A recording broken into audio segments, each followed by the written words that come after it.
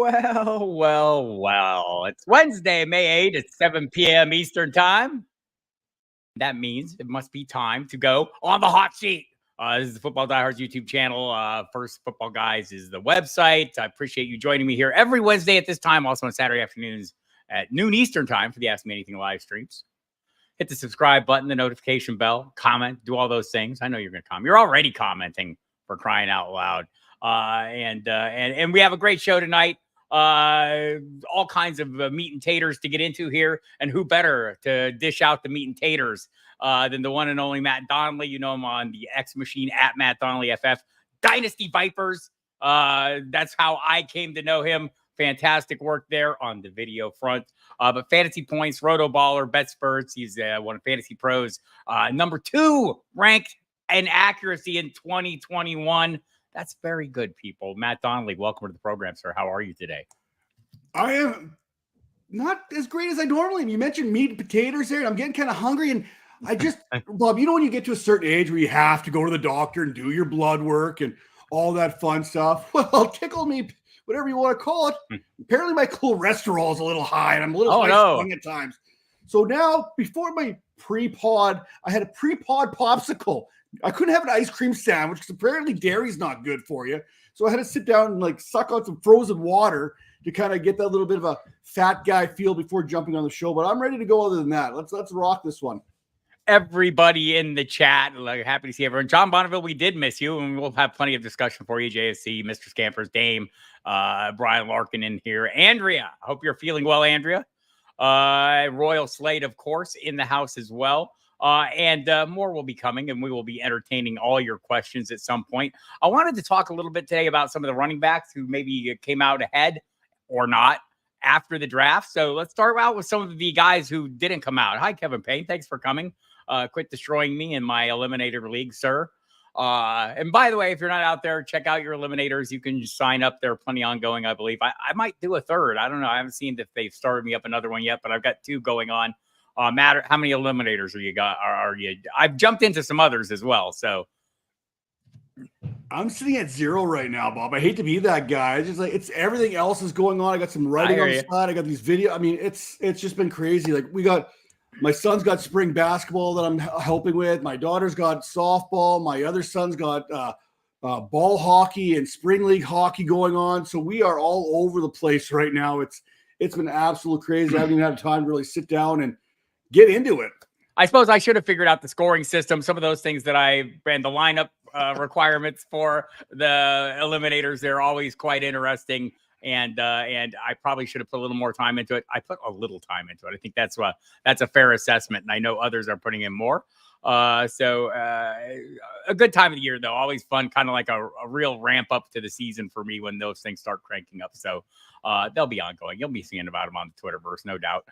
So the running back situations that I'm not as happy about as I could be, and some that I could be. Let's start out with ones that I have a little concern with. I feel like Kyren Williams and Rachaad White will start there. 2 guys that were extremely dependent on volume.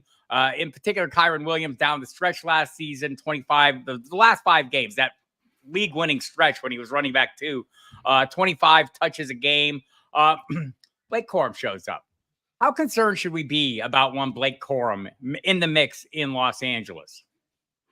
I think we got to be concerned there. I mean, I've got Kyren Williams, unfortunately, on a few teams. I've never been a big fan of his coming out of college. I mean, I loved his college tape, loved him at Notre Dame. The measurables didn't quite click, unfortunately, for us, which means we should also not judge a book by its cover. I mean, a lot of people had him buried before he had his breakout, right? So when you look at him, he was a heavy volume type play, and he made the most of those opportunities. He missed 4 games, still was like second amongst running backs when it came to scoring. I mean, he definitely capitalized. But the problem is Blake Corum, he's another one of those running backs. The last 2 seasons at Michigan, like Kyren Williams, was a workhorse back. You look at the numbers, both these guys are workhorse backs. Something has to give. And the way I'm looking at it, I don't trust McVay at all when it comes to his running backs. Remember, we were tricked into Cam Akers a couple of years ago. I mean, we had the whole Darrell Henderson type for a New York minute there, so to speak. I'm very interested to see how this is going to play out. I think this is going to still be a Kyren Williams-led backfield, but I think it's going to be like a 65-35 type split, 60-40. They don't draft Corum where they drafted him not to have him take some of that workload off of Kyren Williams because of those injuries that he had, because Williams missed some time. And I think they're looking at Corum there to kind of take a bit of that load off, because once he went down, they're grabbing guys off the couch, bringing them back in. Like Henderson was on the team, then he was off the team, then he was on the team, and then he was done again. So I don't think they want to go down that route. So I would expect this to be close to a 60-40 split for the most part. Yeah, I think I still think it's going to be the Kyren Williams show, but Corum, the third running back off the board, and we'll talk about the second or maybe even the first here before the end of the night. But I do feel like this was probably a move. Like, they had no depth last year, right? When he got hurt, you laid it out nicely. There was nothing.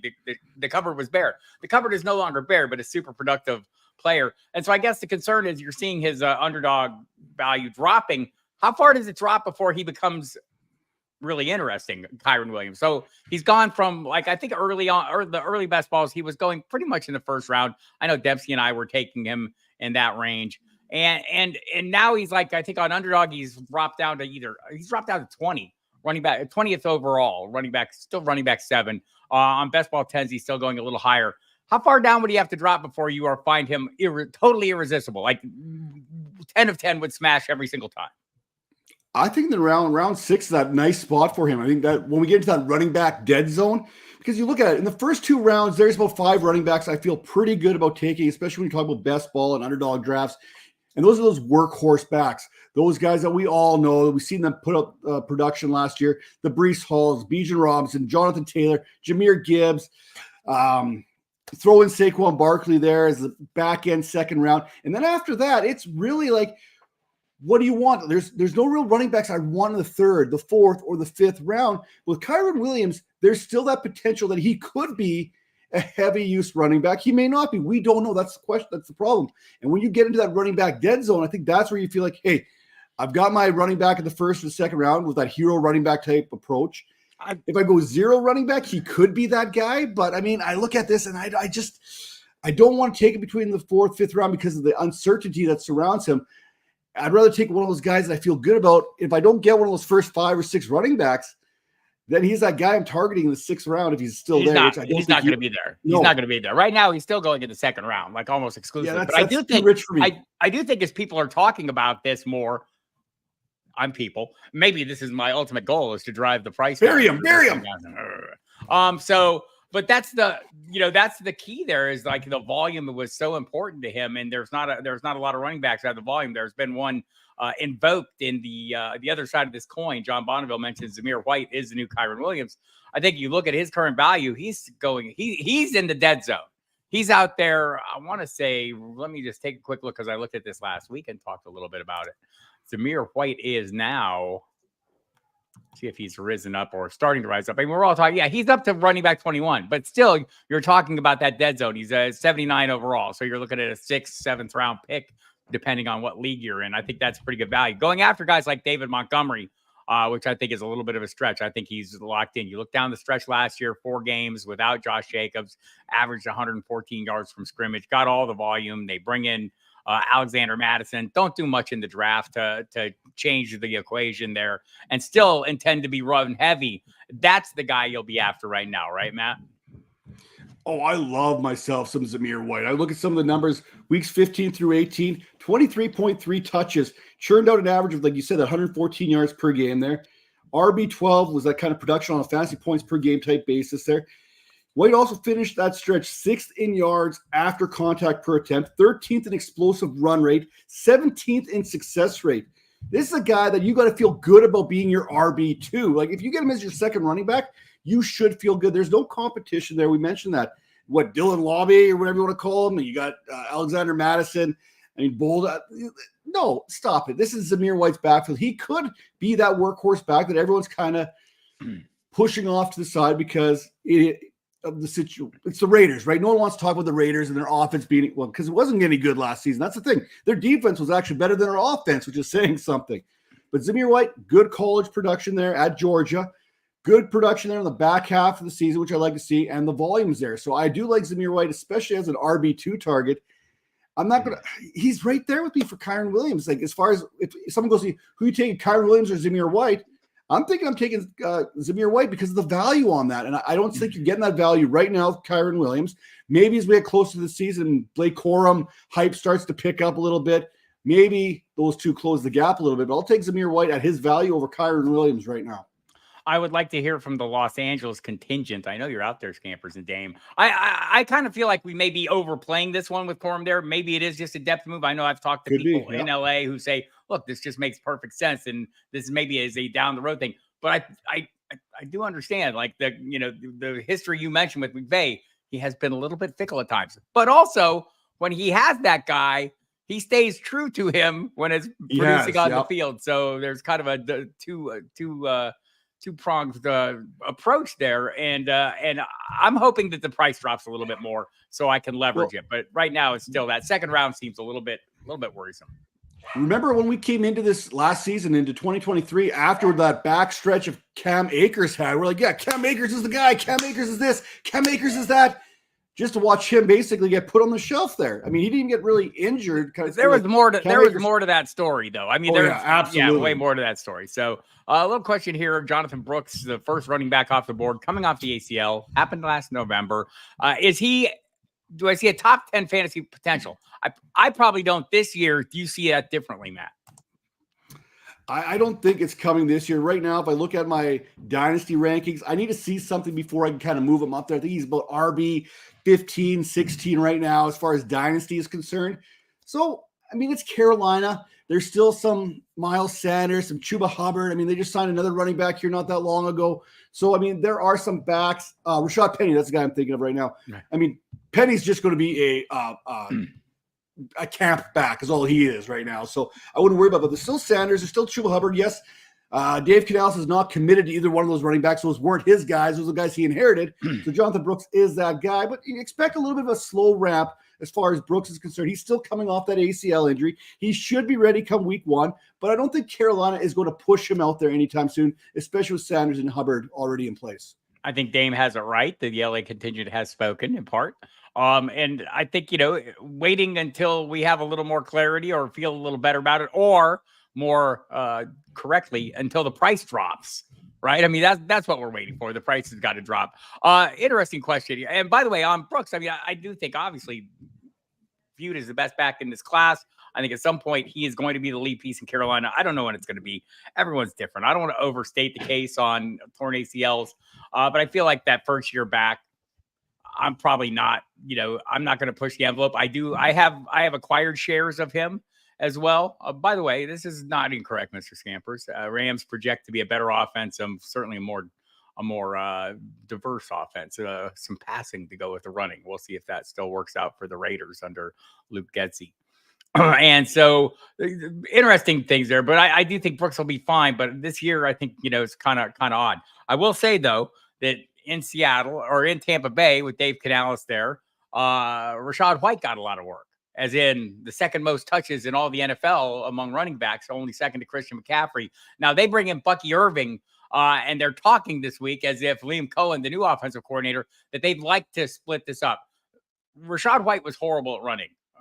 I don't want to say horrible. The Buccaneers were horrible at running. They were the worst in the NFL, like 80 and 89 yards a game, I want to say, or something ridiculous like that. So how would we feel about Rachaad White if he took a little bit of haircut on the touches, being that efficiency was not something he was great at? I still like Rachaad White here. I think you could put him in as a serviceable RB1 in that. I mean, if you get him as the 10th running back off the board, I think you have to feel pretty good about that. I think he projects to be a lot better because I look at that passing game there in Tampa Bay, at that short passing game in particular, as an extension of the run game. You just talked about offensive line wasn't very good. The run game wasn't very good, but they use that short pass as an extension of the run game. And I think those passing opportunities are still going to be there. They've seen what worked last season. They saw what worked for Baker Mayfield. They got to stick to what Dave Canales did with his Buccaneers team. Because once Seattle got out of their whole Dave Canales there in Seattle, Geno Smith kind of took a big step back. If they get away from what Canales did well with Baker Mayfield, Mayfield is going to take a step back. I don't think the Buccaneers want to do that. So I expect them to still incorporate a lot of Canales' type of offense in there. It means Rachaad White is going to be a big part in the passing game, which is going to be good for fantasy, especially in those PPR leagues. Now, as far as running is concerned, those concerns aren't going anywhere anytime soon. We talked about the running back that they brought in there through the draft. I've never been a big Bucky Irvin guy. He doesn't exactly do it for me. And small and slow, but a pretty productive runner in college, right? I mean, the production was there. Top 1,000 yards in each of his 2 seasons at Oregon. Had 1,180 with 11 touchdowns last year, by the way. But he was like that 4.55, not like super exciting, and he's 192 pounds on top of that. Yeah, I still think White's still going to be the guy. Maybe not get as many touches. I think they'll probably cut some of those back a little bit, but I would still be shocked if he didn't get at least 70% of the touches, the opportunities out of that backfield for the Buccaneers team. And by the way, Rachaad White going right now, I think, is running back 14, which is about a 48 to 52, overall pick. So late 4th, early 5th, somewhere in that range. That's kind of heading into the dead zone, maybe the high end of the dead zone there. And there's another back bench here. I just want to go and Sean Tucker. Yes, we're all waiting for him to turn into Sean Tucker. And it's possible he could, and probably an exciting runner if he could, or got the right opportunity. Brad Gilbert brought up a couple guys like outliner guys. Ali Rashid, coming off an elbow injury. He's in Baltimore. I think this is not his year. Blake Watson, I know Cecil Lammy is excited. Thinks a lot of him behind Jaleel McLaughlin. Keaton Mitchell's no timetable for his return. So. And I don't know that there's a real, expectation for Ali Rashid this year. I think a lot of these backs early on, to me, Matt, there's a lot of special teams work that's going to happen. Special teams have become more prominent because we're going to have kickoffs, right? And a lot of these running backs who don't have immediate roles, or the guys that were drafted later, maybe are going to find roles on special teams for the first year. Yeah, you mentioned a couple of those guys there. And guys, I really like Blake Watson out of Memphis. There's a lot of things to like about him. Again, special teams is where he's going to have to make his impact there, because it's a tough room to crack. I mean, John kind of talked about some of these guys in Denver in particular. You've got Javonte Williams, who's coming back, should be 100% from that knee injury, promising. Samaje Perine, Estime, Watson, McLaughlin. I mean, there's all these running backs in that Denver backfield right now, and I don't know how that's going to play out. We've seen how Denver wanted to go, I think, 97 targets between Williams and Perine last season. And we also know that Bo Nix is probably the lead candidate to be the quarterback, who also happened to check the ball, throw a lot of screens last season at Oregon as part of that offense. And Denver is hopefully going to incorporate what made Bo Nix successful at Oregon, and that's continuing with the screen game, which means these running backs are going to have to be involved in the screen game. But Estime, that's probably the third running back. Perine, a great pass catcher there. Also good when it comes to protecting the quarterback as far as pass pro is concerned. And then obviously Javonte Williams. So Blake, if you're looking at Watson, it's a special teams for him and special teams alone. Same kind of situation there in Baltimore when you took those other running backs. It's Derrick Henry's backfield, no matter how you want to look at it. Maybe sprinkle in a little bit of Justice Hill from time to time, but that's it. Derrick Henry is going to get that load. Baltimore is going to run him right through the playoffs. Yep. And see how that takes them. That's what they're going to do. Yeah, I think like both these guys, I think Henry and Mixon. Mixon had a good, nothing added in the draft to threaten him. I know there's been some talk about Dameon Pierce after that he's going to have a role. Last year, that role was kickoff returns. Maybe again. I don't know. Like, is there any thoughts or do you have any opinions on Dameon Pierce's ability to regain some of the cachet we saw him earn as a rookie? Yeah, if he wants to regain that, he's going to have to get traded. I mean, it's that simple. I mean, the scheme that they run in Houston doesn't work for him. It was much better for Devin Singletary, who's now, I think, in New York. So the scheme does not fit what Dameon Pierce does well. It actually goes against him. And you know what? The scheme right now doesn't fit what Joe Mixon does. So something has to change. If you look at Joe Mixon's run schemes, the zone there, it's completely different. So that's something that Houston Texans are going to have to address if they want to get the most of what they paid Joe Mixon. They're going to have to change up how they run that ball a little bit. If they do that, then Dameon Pierce could recover some value. But I think Pierce's biggest value is maybe with the Dallas Cowboys or a team that's searching for a running back. I think that'd be kind of an interesting thing because he needs to go somewhere else. Joe Mixon's going to be that lead back, and Houston's going to ride him. They paid him to ride him. It's that simple. I'm sure, we'll get to Dallas. We'll talk about Ezekiel Elliott here in a few minutes. A couple other things that I wanted to get to. I do think Mixon, if you give him the volume, he ends up at the end of the year with a bunch of points. I think the reason Cincinnati moved on from him was he wasn't delivering the explosive runs that they like. I think he was like 26 in breakaway rate last season. So hasn't been, or since 2020, I think is overall. So it hasn't been a lot of the big runs or the big playability, but I think the Texans have plenty of that in their passing attack, or at least they feel like that. And with good reason. Speaking of big playability, let's get to this one. It's kind of been floating around out there. Do you see a world where the Dolphins could be like the Lions in 2024, where Jalen Wright is the bowling ball and Devon Achane is being a receiving monster? I think we're leaving out a component of this backfield, and his name is Raheem Mostert. He's not going away, I don't think. You know, and you could say he's old and he gets hurt a lot. Also, he scores 20-plus touchdowns a lot. Yeah, exactly. There it is right there. He did it last year. But also, I mean, you know, the thing about him is he is older. He doesn't have the mileage that a lot of other backs, the most backs his age, most of those guys are up over 1,000 carries. He's got 650-ish. So there's been, and the speed is still there. I've talked about it on this before. He is within a half mile an hour of Devon Achane, less than half a mile an hour. I think he was 21.6 miles an hour, 6'8". Achane was 21.9, and Tyreek Hill was 22.0 something. So it's not like he's lost a lot of speed. Same with Derrick Henry, by the way. He's right up there, top 7 speed in the league last year. So I think we're overestimating this situation. But I think the thing we're doing wrong right now is drafting Achane as the first back off the board here. He had been going as running back 8, I want to say, up until recently. That's dropping a little bit and coming more into line. The concern is Jalen Wright, who I do like, coming out of Tennessee, kind of an Alvin Kamara type, bigger body, 210 pounds, has that 4.3 speed that they're looking for and I'm looking for. A lot to like about him other than the crowd. Yeah, you know what? Jalen Wright's he's going to have to cut his teeth there on special teams, I think. We've seen how dynamic he is when he gets the ball. He's a home run hitter, which could pay off. Miami, they've got Tyreek Hill. They got Odell Beckham Jr. They got Jalen Waddle. They've got some wide receivers that are going to demand the ball. That's why we're seeing guys like Raheem Mostert not get 1,000 touch or whatever you're talking about, 600 some. That's what it is. That's pretty much what he is. He's going to get his 10 to 12 touchdowns guaranteed for Boston if he remains healthy. Devon Achane is going to come in there and get his. We're going to see explosive plays from all these backs. Everyone on this Dolphins offense is going to be explosive. Jalen Wright is going to have a play sometime during the season where he busts off an 80-yard touchdown run or a screen pass or something. It's going to happen. But, yeah, I agree with you. Why we're discrediting Raheem Mostert. If we're talking about redraft here, he's probably the running back I'm considering over Achane right now because Miami likes him. If there was something to happen to Mostert, then Achane's going to blow up. I mean, it's that simple. If Raheem misses time, then, yeah, it's going to go down the way it's going to go down. But I think Achane and Wright are the backs of the future. But you got to remember, Miami just extended Mostert for 2 seasons. So he's not going anywhere for at least a year, maybe 2. So let's just, went out to double check. Devon Achane, still running back 8, going tail end of the second round.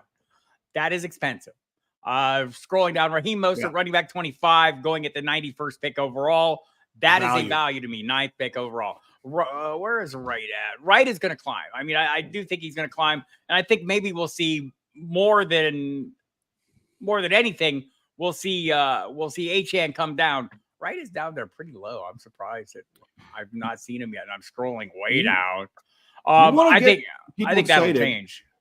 You want to get people excited. Give us pictures of these running back thighs. I mean, a good thigh picture will boost a guy's ADP through the roof. Look what I did with A.J. Dillon years ago. A.J. Dillon hasn't done nothing. Not a damn thing. And yet you get a couple pictures of his thighs and boom, his ADP goes up through the roof. I mean, it's that simple. Yeah, I don't know, but I still haven't found Wright. Somebody look that up for me so I don't sit here and look stupid in the chat if you get a chance. But I think if we settled in like something similar to what we saw last year, where it was Achane was like about going at the 45th pick, Mostert at the 50th, Jeff Wilson Jr. about 55. If we get those similar price ranges, I'll have a lot of shares of all of those guys. I think this is the bottom line. Running back 8 feels way too expensive. I don't know if 13 or 15. I mean, in best ball, I think it's reasonable. But in season long, I think it's a little bit of a reach there. Going that early. But I do think that offense is going to be super productive, and I'll be very happy with it. Someone else we mentioned here, Singletary in New York. They did add a body, and like I've heard people who would like us to know that Eric Gray is still there, and he is. But they added Tyrone Tracy round 5. Devin Singletary, as things stand now, is he somebody we're totally overlooking in drafts? I think we are. I mean, I love Tyrone Tracy there that the Giants drafted, but if you look at the back end of Devin Singletary's season last season, from week 10 on, he was the RB9 in fantasy, averaging 14.4 fantasy points per game in PPR formats. So this is a guy, he basically forced 212 missed tackles since 2019. That is the 12th most. If you want to put that in perspective, Saquon Barkley has forced the 18th most missed tackles since 2019. So Devin Singletary is a guy that we just don't give the credit that he deserves. I think this is a great signing for the New York Giants. I think if you're looking for a sleeper running back that could push, maybe finish, RB 18, give you strong RB 2 type value, I think Devin Singletary is that guy. And if you look at that ADP, it's a steal for me based on what we saw from week 10 on last season and the opportunities that are going to present themselves in New York. Tyrone Tracy is going to get some runs there. Eric Gray, I'm sorry, I'm not too worried about that. I love myself some Devin Singletary. I mean, I've liked him since he came out of Florida Atlantic. I mean, this is the guy. I was high on him coming out of college. He has never really been given that opportunity in Buffalo. What did he do? He stuck around. Yep. Then he went to Houston. They basically forgot all about him, and then he outperformed Dameon Pierce. So running back one down the stretch. Given the value, he delivered fantasy running back once. JSC, I'm going to, what makes you think anyone's going to make it or not make it through the season? You absolutely don't know that, right? I mean, I think this is the thing. We get something in our head like Devon Achane isn't going to make it through a full season. Why? Because he didn't before. I mean, I just think if you're not drafting people based on the fear that somebody's going to get hurt, you should not draft any football players at all, because anybody can get hurt at any given time. I think that's a fool's errand. I will not do it.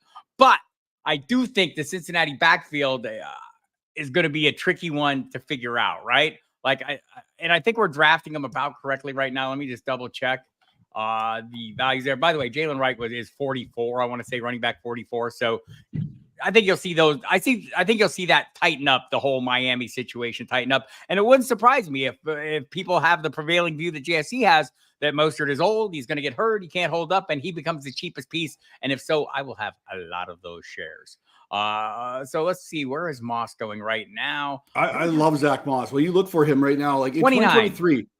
That's value to me. I mean, yeah, Chase Brown's that home run hitter. He's going to get some work. But if you look at Zach Moss, 793 rushing yards, with 64% of those basically coming after contact. This is a guy who's going to run over you, run through you, forced 36 missed tackles, averaged 4.3 yards per carry. And that's when kind of filling in there for Jonathan Taylor. Another stat that really stood out for me is 65.6 pass block rate. Joe Burrow is going to appreciate being protected by his running backs. We talk about pass pro. That is great. He also produced the 11th best grade at running back position there. And if you look at Moss in 11 personnel, that's what the Indianapolis Colts ran a lot out of the shotgun. The Bengals did that even more than the Colts last year, running that 11 personnel out of shotgun 58% of the time. He ranked 4th with 15 explosive runs, 6th in yards per carry at 5.2, 9th in 0.21 missed tackles. I mean, this offense is built for Zach Moss. This is exactly what he ran out of Indianapolis and had the success for. And when you look at this, like I said, 11 personnel, shotgun, this is where Zach Moss plays his best. Yeah, and Chase Brown, one of those super fast players. I think I want to see he had I should look up my next gen stats because it will tell me for sure before I say something foolish.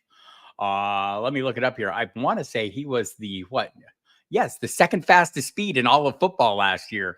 DK Metcalf, 22.23 was the highest speed hit per next gen stats. Chase Brown on that 54-yard screen pass that he took for a touchdown, 22.05. Tyreek Hill, 22.01. Devon Achane, 21.93 miles per hour, also 21.76 miles an hour. Also Raheem Mostert, 21.62. So I'm just going to say this. Just JSC, do you not draft Christian McCaffrey? I mean, I can remember when, you can't touch him. He gets hurt every year. All right. It's hard for me to, especially if we're talking about a running back who still has all that speed, who still had all that production last year, who they just extended, who you can get in the 9th round of a draft. I'm just that is hard for me to pass up on. Almost impossible. Any thoughts on Washington's backfield between Eckler and Robinson? I think we're drafting Eckler way too early in drafts and Robinson not early enough.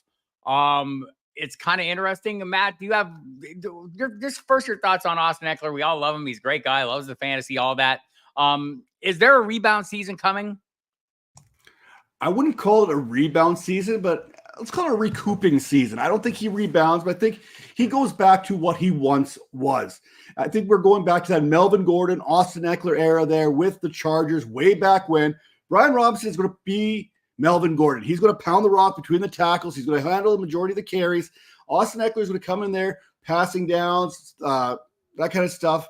He's going to be productive. He's going to get his touches. He's going to be efficient with his opportunities. What's going to be interesting is how Washington uses Jaden Daniels. Can they put him under center? Are they going to run him on the bootleg, which is going to open up all kinds of things? You get Jaden Daniels bootlegging, there's going to be commitment to him. There's going to be easy dump-offs to Austin Eckler, and he's going to be able to take it down the field. So if they can get Jaden Daniels moving, even in college, they didn't bootleg Jaden Daniels very often. That wasn't part of LSU's offensive scheme. So you've seen what Jaden Daniels did in college with those passing numbers, those deep ball completion percentages, those passing touchdowns. I mean, the dude had like 40 touchdowns. 28 of them were considered deep balls. The dude can throw the ball. We all talk about how he can run it. So if you get him moving that pocket and you get a lot of guys running underneath, he's going to be able to pick defenses apart, which is going to be good news for Austin Eckler. And Brian Robinson, by the way, who proved that when given an opportunity, he can catch the ball, which was something that kind of knocked him a little bit there. So I do see this as going back to when Austin Eckler was Austin Eckler with Melvin Gordon. It's not going to be Austin Eckler scoring 20-plus touchdowns. It's not going to be – those days are gone. He's not that guy anymore. He's not going to have that opportunity, but he could still catch 7, 8, 9 touchdown passes. I think that is reasonable in this offense because we're looking at this offense in general. Zach Ertz, older there, Benson Ott, he's coming in there as a rookie tight end / fullback / whatever they want to call him. I mean, I don't know what he's going to line up for, but we feel high about him as a tight end. But, hey, Josiah DeGuara there out of Green Bay did very similar type stuff out of college too. So let's see how that kind of plays out. But I do see this being very similar to what we experienced with Melvin Gordon and Austin Eckler.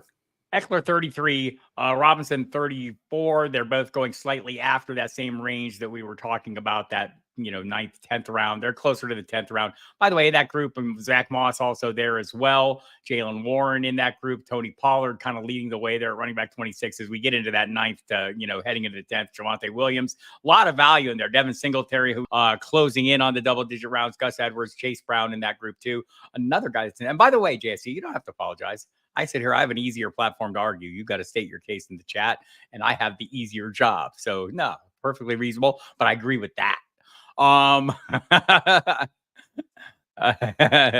Frankie back also in on this.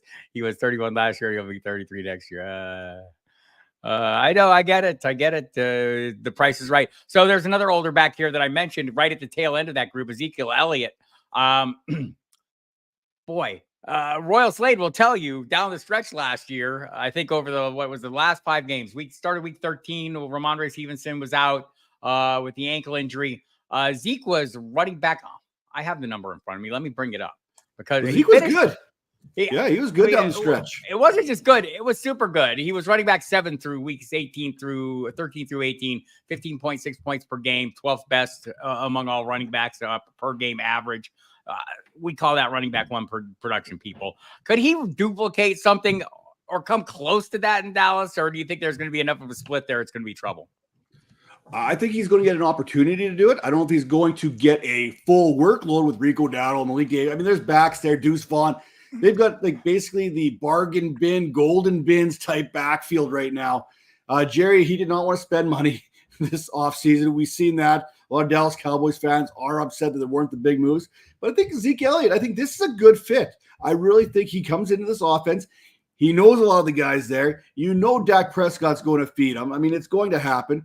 And, I can't argue with what we saw from him down that stretch in New England. If he could bring even 85% of that, you've got yourself a very solid RB2 this season that you're getting dirt cheap. Heck, go to your waivers right now. Someone probably even dropped it. If you're in Dynasty, he might have even been dropped this offseason. You can get him for free or a cheap Fobbs spent there. So, I mean, really, I do like Ezekiel Elliott, and he's got something that maybe some other backs don't have, and that's an opportunity. And if you have an opportunity, you might not have to be the best back to put up good numbers. He's running back 39 right now, going into 10th round. That price is going to rise, but if he's like running back 30, I'm still going to be very interested, barring a change. And I do think John Bonneville has a good point here. I mean, we've heard, these are rumors that at some point Dallas will trade. Khalil Herbert does seem like an ideal candidate.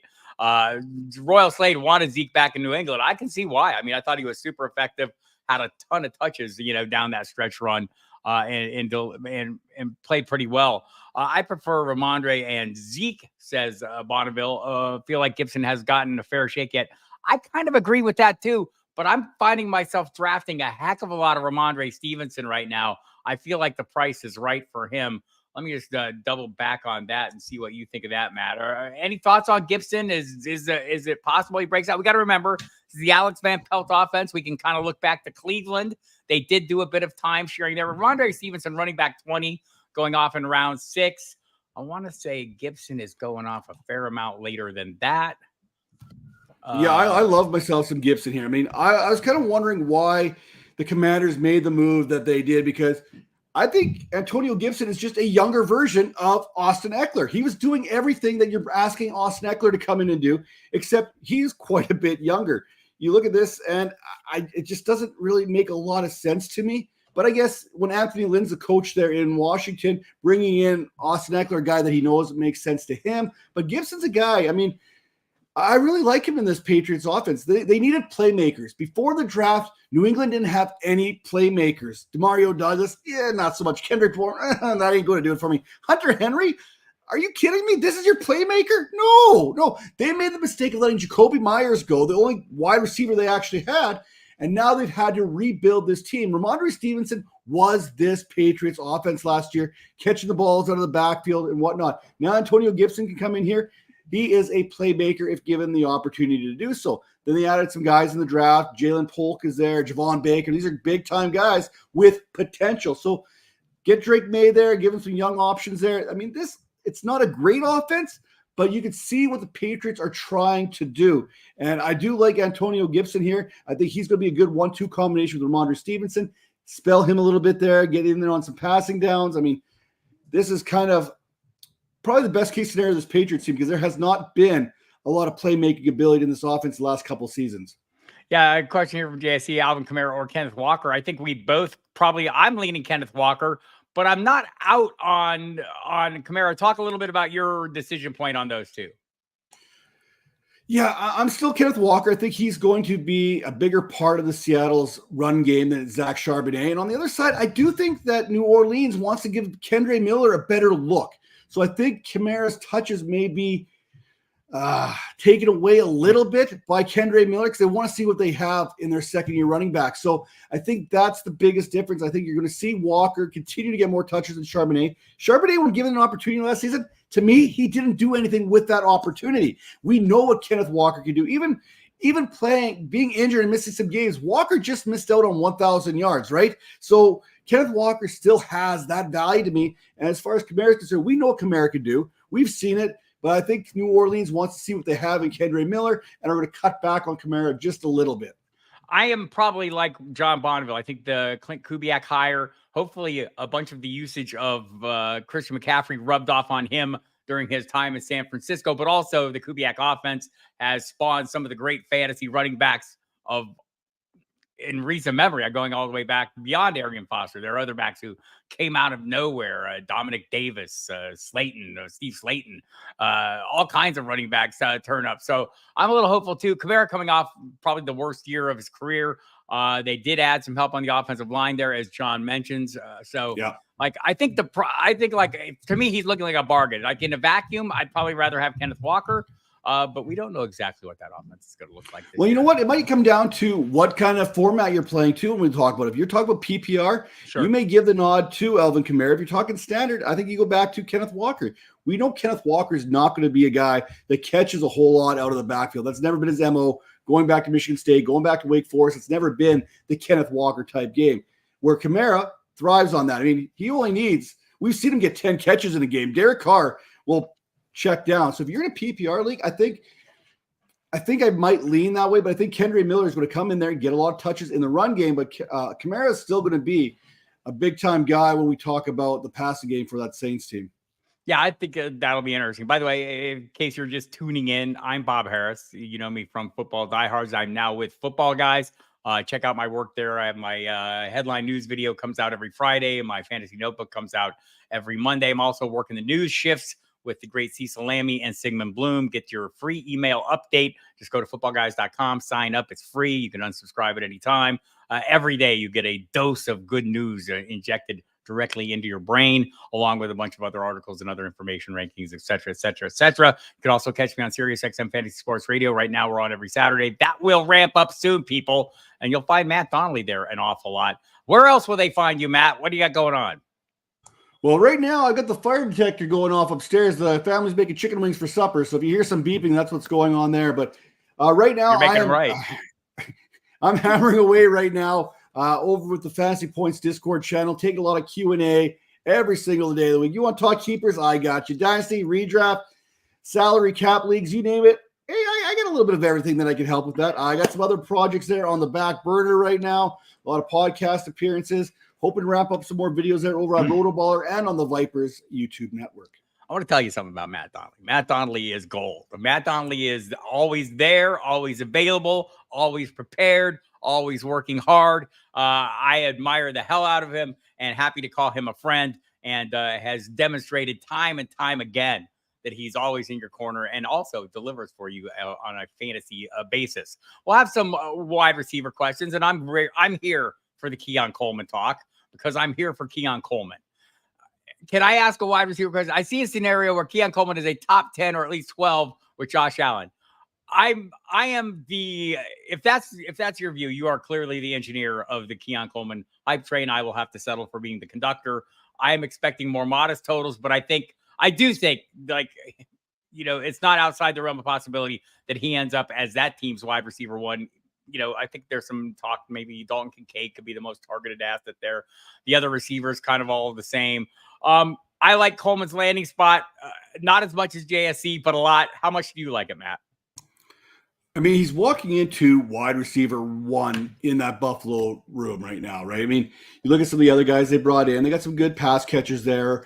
Khalil Shakir, I think, is still going to have a fine season. But when it comes down to, we know when that ball gets close to the end zone, it's Josh Allen time. That's not going to change. That's probably pissed off Stephon Diggs more than anything. He's like, oh, yeah, we're on the 2-yard line. I guess we're not going to throw the ball. It's going to be Josh Allen getting a touchdown. And, you know, Stephon Diggs probably this fragile little ego here right now. And so Josh Allen's rushing these touchdowns. It probably ticked him off, that whole wide receiver diva mentality. I think Keon Coleman's a guy that you could throw that ball up and he's going to go up and get it. But I just don't see that happening the way that we want it to. I got him as my wide receiver 7 for this draft class right now. And there's these other wide receivers, Malik Neighbors, Harrison Jr., Adunze, McConkey, Pearsall, Worthy, that I have just above Coleman right now. I mean, you can make an argument, I'm sure, for Coleman a little bit ahead of one or two of those guys. But really, Buffalo, I don't see this. I think they got rid of Stephon Diggs for a reason. If you look at the splits with and without Stephon Diggs, the team started winning when Diggs wasn't there. When Diggs wasn't producing, the team was starting to win. Right? You look at one, Diggs was having the best time of his career there in Buffalo last season. The Bills were 1-6. And then you look at the splits after week 6, week 7. The Bills all of a sudden turned it around, made the playoffs, and hey, prove that one player does not win your game unless that one player is Josh Allen. So I expect this to continue to be kind of a spread out type thing. I don't think Keon Coleman's going to get the big time numbers, the workload, the targets that some people may be expecting, considering what that wide receiver room looks like. I think this is going to be a committee approach that the Bills use with Josh Allen being the conductor. Yeah, I think the notion that how do we play Stephon Diggs? You mean that 51 yards a game he averaged? Yeah, exactly. That period, probably Dalton Kincaid will get a chunk of that, and maybe Keon Coleman. Yeah, I don't want to go over the top on Coleman. I do want to talk about this one though that John Bonneville brought up. We talked a little bit about Bo Nix being a little bit of a dump off artist, but does have a lot of experience with one Troy Franklin, who they added to the roster as well. Marvin Mims, the big play threat that Sean Payton couldn't figure out how to use last year. Are they similar players to you? And which one is the one you're more interested in? Is the connection to Nix enough to have you more on Troy Franklin than Marvin Mims? No, because I am a Marvin Mims stan. I mean, I loved it. If you look at the explosive plays that came from the Denver Broncos last season, I believe it was Marvin Mims on just 7 receptions and 5 kick returns last season. He basically produced 8 of the top 10 gains for this Denver Bronco team last season. He didn't do a whole heck of a lot. If you put him out of the slot, I think he averaged 2.65 yards per route run. That's a pretty good opportunity for Mims if he's given that slot role. So for me, we know Cortland Sutton's that wide receiver one. He's going to play the alpha. He's going to be that boundary guy. That's Cortland Sutton's spot unless he gets traded sometime between now and week number 1, which wouldn't really surprise me when it comes to the Denver Broncos these days. Tim Patrick is back. Let's not forget about Tim Patrick. He was productive when he was in this lineup. The problem is he hasn't been in this lineup for quite some time. Two years, but very good when he is. Very reliable. Exactly. More so than the other pieces there who tend not to be reliable.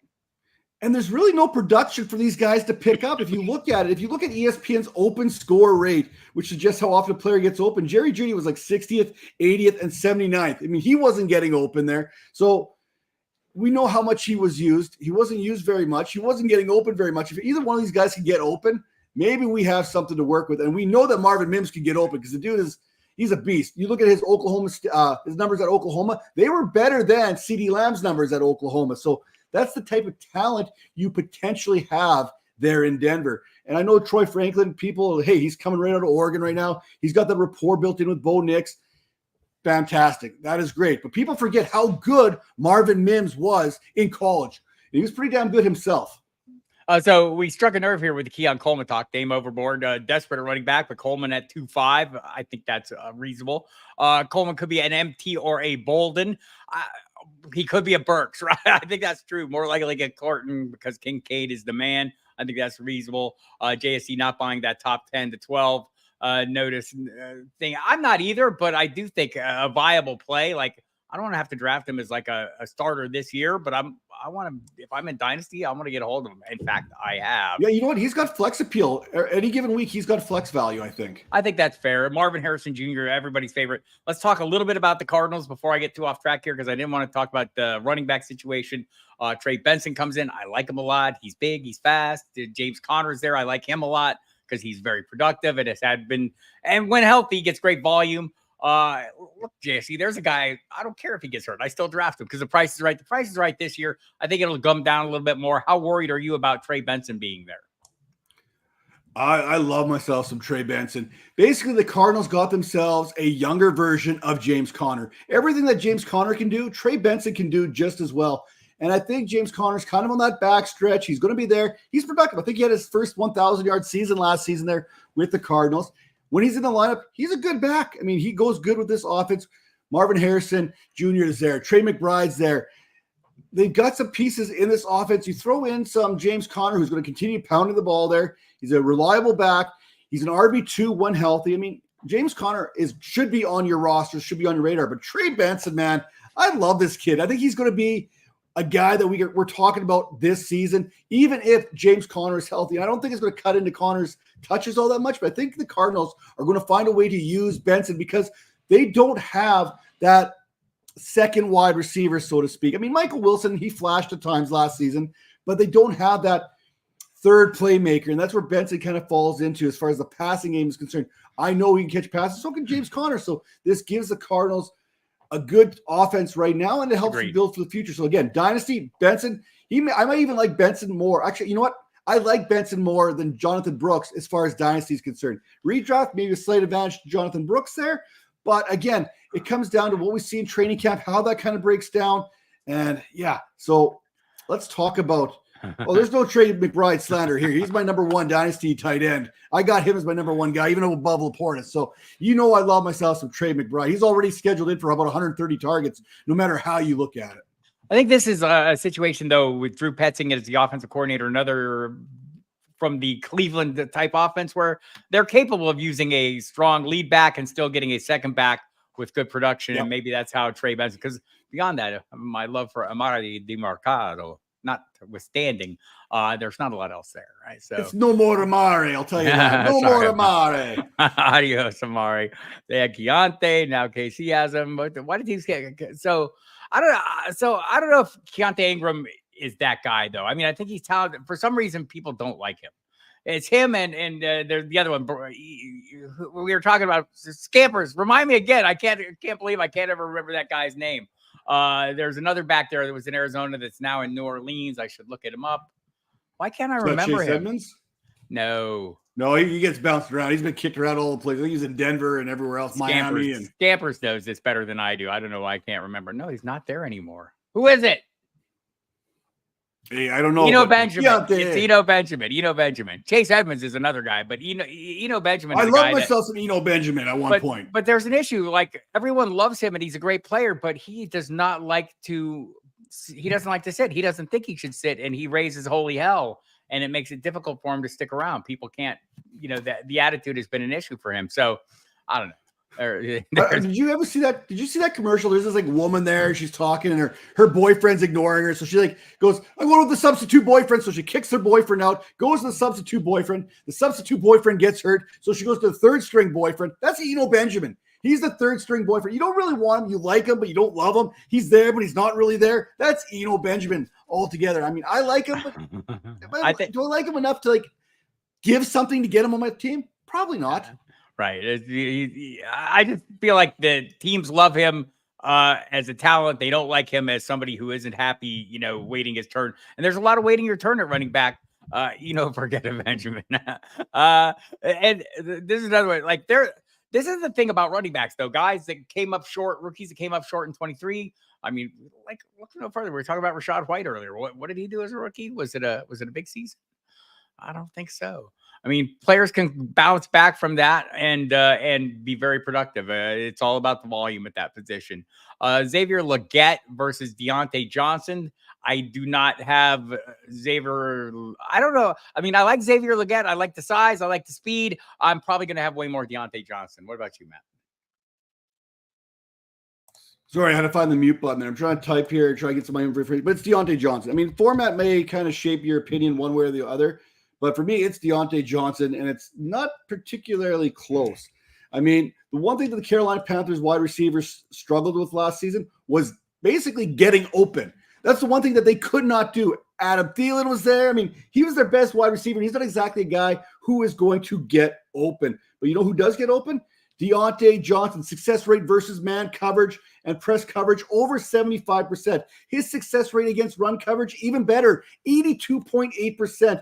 That was his worst over the last 4 seasons. 82% over the last 4 seasons. That was his worst percentage. Last season, Johnson, he still managed to catch 51 passes on 87 targets, 717 yards there on perhaps the worst quarterback play in the National Football League between Kenny Pickett and Mason Rudolph.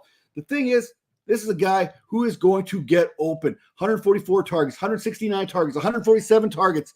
That's, if you're getting targeted that often, you're doing something right. And that was in Pittsburgh. Bryce Young is going to love this guy because he is going to do what no one else did for him last season, and that is get open.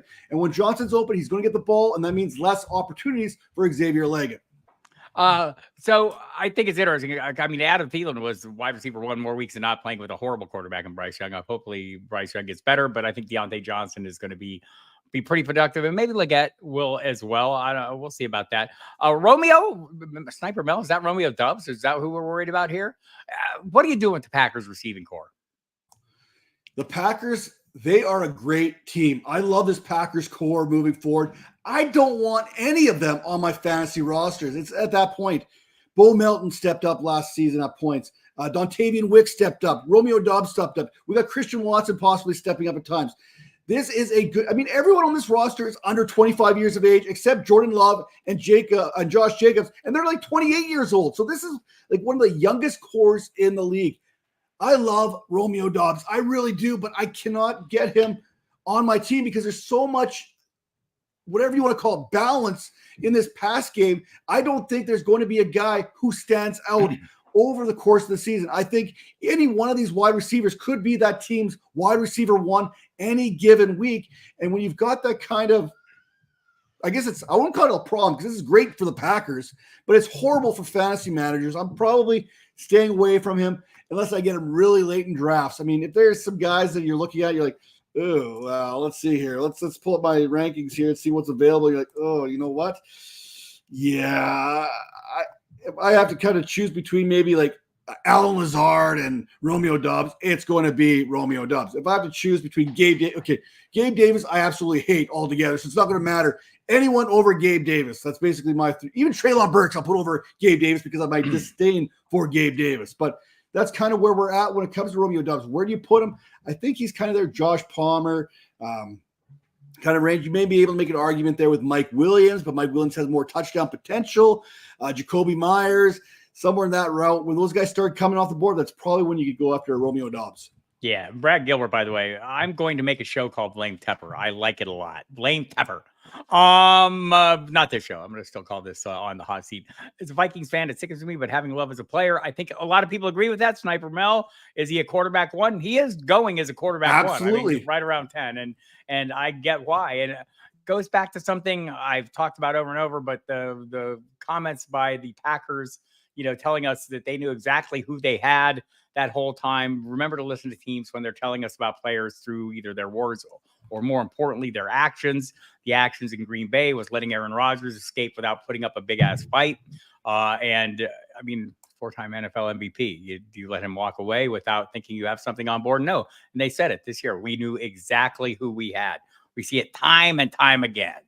Unhealthy obsession with Wicks. I have that. He's if I go late wide receiver, I see him there. I must hammer as this young receiving core grows together. I'm all about that. All right. I'm going to have to get out of here and go sit in. I'm going to jump in on Club Fantasy for a couple minutes after this. I know, Matt, you've got some stuff going on. Tell us again in the Fantasy Points Discord. What else do you have going on? I'll have some videos dropping over at Rotoballer here probably throughout the offseason. Some of my rankings there, especially with the landing spots for the rookies. Probably do some team previews there for fantasy over on the Vipers Network as well. So I got some ideas. I'm kind of kicking around. And of course, I got this article that I'm kind of not sure if I want to drop, but it's going to sit there. Who knows when that drops? Maybe this summer, maybe not. I don't know. But we'll see. I've read that article. I'm probably going to read it again this week. All right, Matt. I appreciate you, man. Thank you so much. Go have your wings. Find something to do for the next hour until you have something else to do. The coaching begins in earnest. And again, appreciate your time. Appreciate you all coming here. I will be back on Saturday in this very spot at noon for all the questions. We will have a lengthy conversation. I will also be on the SiriusXM Fantasy Sports Radio from 3 to 5 with Mike Dempsey. So check out for that. Also watch for my headline news video. I'm going to talk a lot about value. Some of the players we talked about today for Football Guys. 3 channels of YouTube for Football Guys now. The Audibles channel where you will see me. That's where the old people stay. Me, Cecil Lammy, Sigmund Bloom, new on the couch out there today with Jake Seeley.